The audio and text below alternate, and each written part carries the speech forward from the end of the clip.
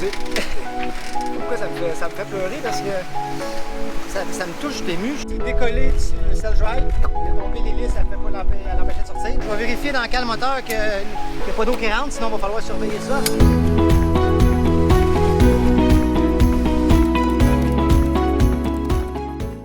« 5 heures de l'après-midi, toujours dans le bank de Cuba. On est tous génois sortis, 3 riz dans grand voile, 15 nœuds de vent et ça va très bien.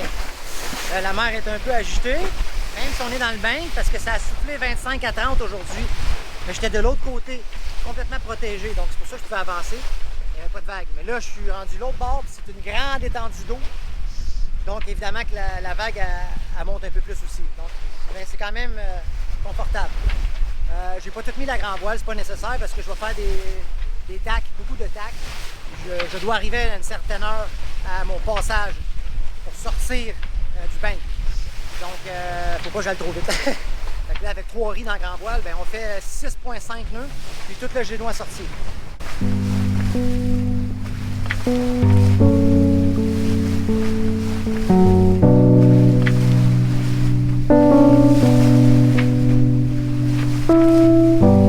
Everybody knows my name now, but something about it still feels strange. Like looking in a mirror, trying to steady yourself and seeing somebody else.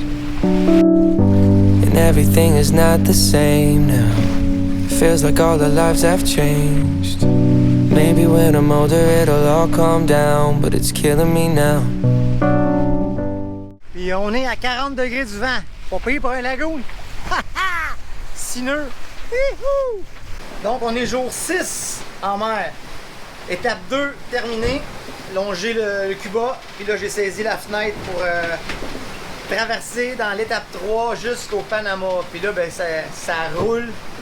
Sérieux, on fait 9 nœuds de moyenne. J'ai 2 riz dans le grand voile, 2 riz dans le génois. J'ai 25 nœuds rafale à 30. Une mer formée, mais j'ai placé le catamaran pour que ça soit confortable, mais pas dur pour le catamaran. Il glisse. Pour savoir si un catamaran, c'est pas dur pour lui, il faut l'écouter. Il craque dessus, ça tape dessus, ça cogne dessus, ça tord dessus. Non. Il fait juste monter la vague, il descend, il surfe. Je suis au près, là, je suis à 60 degrés. Fait que vraiment, je suis impressionné de son comportement. 9 nœuds de moyenne.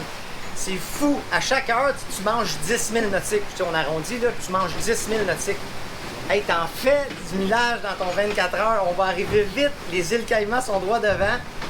Puis là, tu sais, je dis que encore une fois, c'est un nouveau bateau. Ça reste du pareil au même, mais je suis à l'écoute de lui. Il est-tu bien plein? Il se fait plaisir, là. Il glisse. Il tape pas. La mer est informée, mais ça rendra pas justice parce que c'est jamais comme il faut à caméra. Il y a un bon cru de mer, mais tout va à merveille, sérieusement. On va arriver vite au Panama. What if you had it all, but nobody to call? Maybe then you'd know me. 'Cause I've had everything, but no one's listening. That's just fucking lonely. I'm so lonely.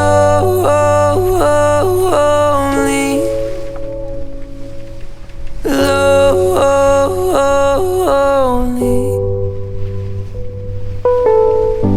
Everybody knows my past now. Like my house was always made of glass. And maybe that's the price you pay for the money and fame at an early age. Everybody saw me sick, and it felt like no one gave a shit. They criticized the things I did as an idiot kid. What if you had it all, but nobody to call? Maybe then you'd know me. 'Cause I've had everything, but no one's listening. That's just fucking lonely. I'm so lonely. Lonely. I'm so lonely. Lonely.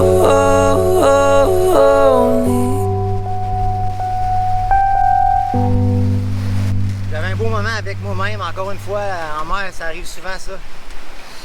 Puis je trouvais ça drôle parce que moi, j'étais un petit tannant quand j'étais jeune. J'écoutais rien, j'écoutais personne, j'écoutais pas les professeurs, j'écoutais pas mes parents.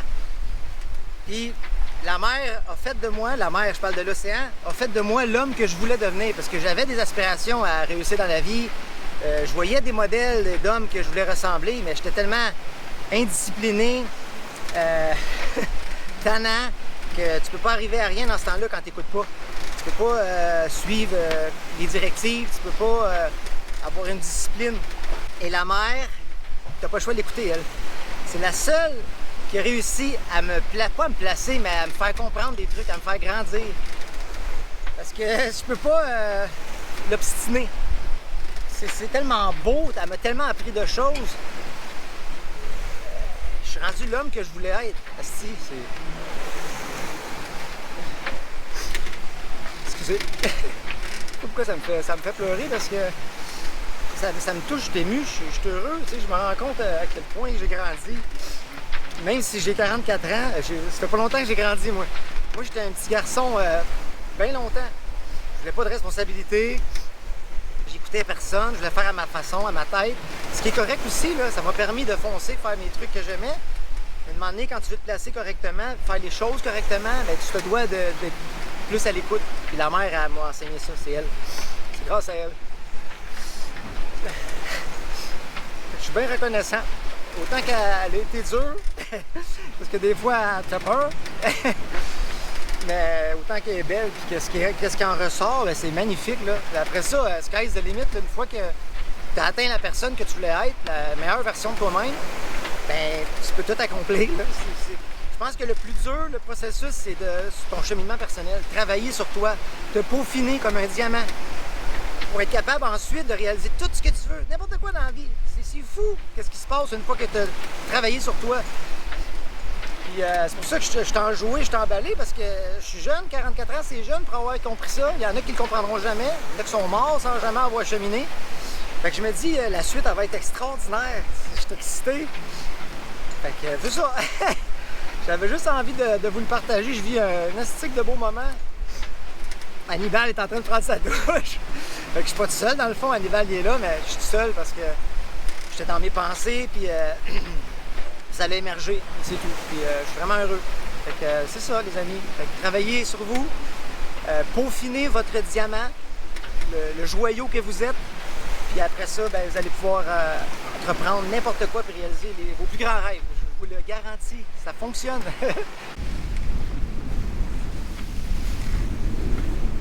Et quand je parle de 9 nœuds de vitesse en moyenne, c'est pas la vitesse que je vois sur l'instrument présentement. Parce que sur l'instrument présentement, ça va 8 nœuds, 9 nœuds, 10 nœuds, ça se promène puisque le bateau surfe, il monte, il arrête. Donc, quand que je parle de la vitesse moyenne générale, ben ça veut dire que c'est la vitesse, la moyenne de toutes mes vitesses. Bref, c'est très rapide, 9 nœuds de moyenne générale, là, juste pour que les gens qui comprennent, les marins, ils savent. Là. Mais pour que tu gardes une moyenne de 9 nœuds sur beaucoup d'heures, c'est parce que tu as des tops à 10 nœuds. Un lagoon au près, je suis vraiment impressionné. Je pensais jamais faire 9 nœuds de moyenne constante. Là. Puis là, j'ai pas fine-tuné les voiles parce que j'ai relâché un peu la bombe. J'ai soulagé la bombe. J'ai pas trop donné de tension dessus pour pas être trop rapide non plus, mais pour pas avoir surtout trop de pression sur les voiles parce que les voiles, ils ont de l'âge, ils sont fatigués. Donc, j'ai ménage. Mais si j'avais un bateau avec des voiles neuves, je pense que je fais 11 nœuds en ce moment. Là. Évidemment que je ne pousse pas les performances, parce que je veux pas le briser le bateau, là, mais je serai en régate, puis on me permet de démater ou arracher une voile. Hey, ça doit être fou de pouvoir pousser les limites d'une machine. Bref, je m'excite, je me fais vraiment plaisir aujourd'hui. Depuis que je suis parti, j'adore naviguer, mais là, quand ça se comporte comme ça, c'est agréable. J'imagine un outre-mer. Puis plus le bateau il est long, plus t'es sa prochaine longueur d'onde de vague, donc plus t'es stable. Tu fais pas ça dans les vagues. Plus t'es petit, plus tu fais ça, plus t'es ralenti. Plus t'es long, plus tu vas complètement en ligne droite, plus t'es rapide. Donc un outre-mer 50 pieds là-dedans, là, va faire 15, 16, peut-être 20 nœuds, des pointes à 20 nœuds. T'imagines comment ça trace? J'espère un jour essayer un outre-mer. Si jamais vous avez un outre-mer que vous voulez faire convoyer ou juste me faire essayer, j'adorerais ça, les amis. Fait que, contactez-nous!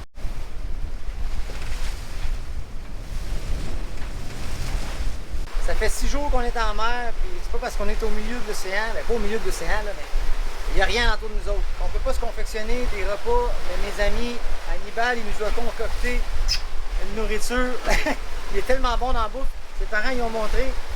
Puis c'est juste le riz, comment est-ce qu'il fait le riz? C'est au doigt. Tu sais, il mesure avec le doigt, puis par rapport à l'eau, la distance entre l'eau et le riz, en tout cas. C'est beau de le voir aller, puis là, on mange un repas de roi, un festin. Merci, bon provecho! Bon appétit! Bon matin, ma gang de vous autres! Jour 7 en mer! Youhou! Je viens de me réveiller. Une nuit fantastique. Qu'on a bien dormi parce que c'était vent léger. On a longé, c'était pas long là, mais les îles Caïmans, la grande île de Caïmans, fait que c'était flat pendant 2-3 heures. On roulait tranquillement, puis même la mer était calme parce que les vents étaient très très calmes. Là, le vent, il vient de reforcer, puis là, je suis réveillé parce que j'ai juste entendu une voix, c'est Hannibal. Patrice, Patrice, le génois enroulé, le génois. Ou il vient dans la chambre, Patrice, Patrice, cargo. C'est tellement bon. Fait que là, on a enroulé le génois un peu parce que le vent a forcé. Puis notre stratégie fonctionne encore à merveille. Là, il faut tirer, on essaie de vraiment, c'est à 60 degrés, on va pas plus loin, là, mais on essaie de s'en aller un peu plus vers la Jamaïque pour contourner une zone de pirates qui est connue dans le secteur. Donc, on devrait passer durant la nuit. Fait que moi, je vais tout fermer les lumières cette nuit. Pas de lumière de navigation dans cette zone. C'est pas une longue distance, mais je prendrai pas de chance. Parce qu'il y a encore des attaques qui ont été répertoriées à cet endroit. Donc, on va faire attention, mais sinon, ça roule à merveille. Et puis, le 24 heures d'hier, ça va avoir été notre record de vitesse de cette traversée. 9 nœuds de moyenne générale sur toutes les 24 heures. C'est exceptionnel, là. Habituellement, tu ne gardes pas une moyenne aussi élevée pendant 24 heures. Ça roulait, mon ami. Puis, on va retrouver une autre zone aussi forte de vent. Après la zone de pirates, d'après moi, on va encore clencher, ça va aller vite. Puis, ben, on rentre aussi dans des petites zones de grince. Pas violent, il n'y a rien là. Il y en a en avant, mais on est déjà enroulé. Là, il y a 2 riz dans grand voile, un riz dans le genou, fait qu'on est capable d'en prendre du vent. Tout va bien, les conditions de la mer sont incroyables. Puisqu'il n'y avait pas beaucoup de vent cette nuit, ben, la mer s'est aplatie. Là, le vent il a forci un peu, mais la mer n'a pas encore forci. C'est des conditions parfaites dans ce temps-là. On vient de reprendre toute la voilure sur le catamaran parce que là, on va être une popée peut-être 24 heures dans une zone de vent léger. Donc 14-15. Fait que ce bateau-là, je peux prendre les premiers riz vers 18 nœuds. Donc là, je suis à 17 par an. Donc ça va très vite. C'est parfait les conditions. On va regarder ça de près. Là, Véronique, elle sera pas contente parce qu'elle me dit tout le temps, arrête de le dire, puis montre-le, qu'est-ce que tu fais. Mais j'oublie tout le temps, puis quand c'est le temps de faire la manœuvre, je pense à la manœuvre au lieu de prendre la caméra. Mais là, on est tout voile sorti, puis ça roule ma poule. Yeeha! Mais on fait 7.5 avec, c'est ça, 17 nœuds de vent par an. Il y a un petit grain là qui ne fait pas peur pantoute. Lui, il est tout petit, il est en train de mourir. Il est en train de se vider d'eau. Puis le reste, ben, c'est blue sky.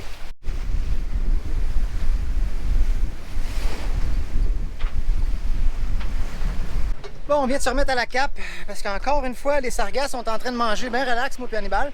Puis j'entends le pilote forcer, tu sais que c'est comme bizarre le son que ça fait. Fait que je prends la barre, encore une fois super dur. Là, regardez-moi ça, les sargasses, ils viennent dégager le côté bâbord. Tout ce qui est libéré, ça vient de sortir. Là, ils s'en vont faire l'autre côté. Ah, c'est le bordel, ces sargasses-là, man! J'ai jamais vécu ça de toutes mes navigations. Ça fait 3 fois, là, faut y aller. Oh là là! Évidemment, je le supervise, là, il s'accroche avec une corde. Il est dans la cape, fait qu'on avance presque pas, là. 0.5, là.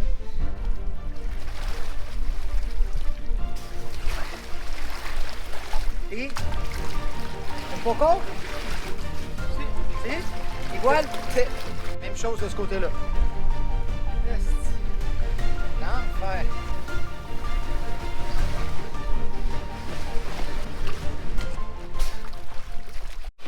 Oh là là! Une autre affaire qu'Hannibal vient de découvrir, il a installé des nouveaux cell drive flambant neufs sur le bateau, puis quand tu installes un cell drive, faut que tu découpes un carré que tu colles en dessous, en entour du cell drive, pour pas que l'eau rentre. Et là, ben, il s'est décollé. Il n'y aura pas beaucoup d'eau, je vais checker dans les moteurs. Là. Il n'y aura pas tant d'eau que ça, j'enlèverai. Mais là, il faut qu'il coupe ce morceau-là qui va sûrement déranger ou pogner dans l'hélice. Couteau! Cuchillo! Bon, ça y est le temps. Ils ont mal collé ça, au Sika habituellement, mais. Fait qu'on va aller couper ça, là, les sargasses sont enlevés. Ça va être coupé, peut-être ça devait nous ralentir, parce que ça fait comme un gros carré qui retient dans l'eau, c'est un gros carré, c'est quand même flexible, mais s'il est pris dans l'hélice, ben, il se gonfle. Et ça nous ralentit. Chaque petite chose en bateau qui te ralentit, tu veux l'éliminer. Ouais, non?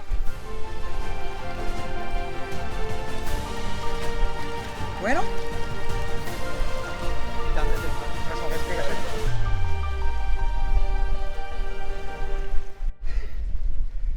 Il a réussi à le couper. Il dit va me chercher le couteau à pain parce que lui il a des dents, l'autre il avait pas de dents, ça coupait pas. C'est quand même rigide.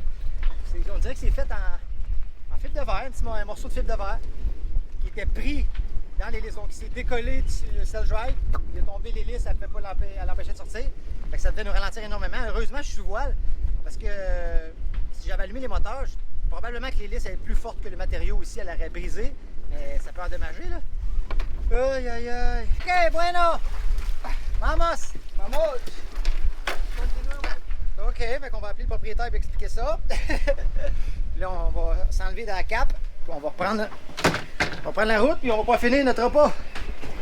Parce qu'on vient de commencer, mais en bateau, si tu prends le temps de « Oh, bon, on va checker ça après », des fois, on va checker ça après, c'est que tout est en train de couler, ou le mât va arracher. Fait que quand le bateau te parle, tu l'écoutes tout de suite. Fait qu'on l'écoutait tout de suite, puis heureusement, on a trouvé le problème. Fait que là, on redécolle. Yep. Fait qu'on est redécollé, c'est reparti. Là, je vais vérifier dans quel moteur qu'il n'y a pas d'eau qui rentre, sinon il va falloir surveiller ça. J'imagine qu'une bilge, une pompe de cale pour évacuer l'eau à mesure, mais sinon, il faut que je trouve une façon de boucher ça temporairement.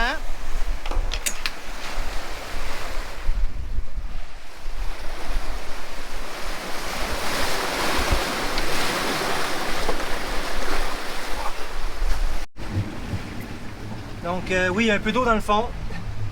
C'est pas grand chose. Sauf que là, je sais pas depuis combien de temps qu'il est enlevé, fait que je peux pas mesurer la vitesse que ça se remplit. Donc je vais nettoyer ça.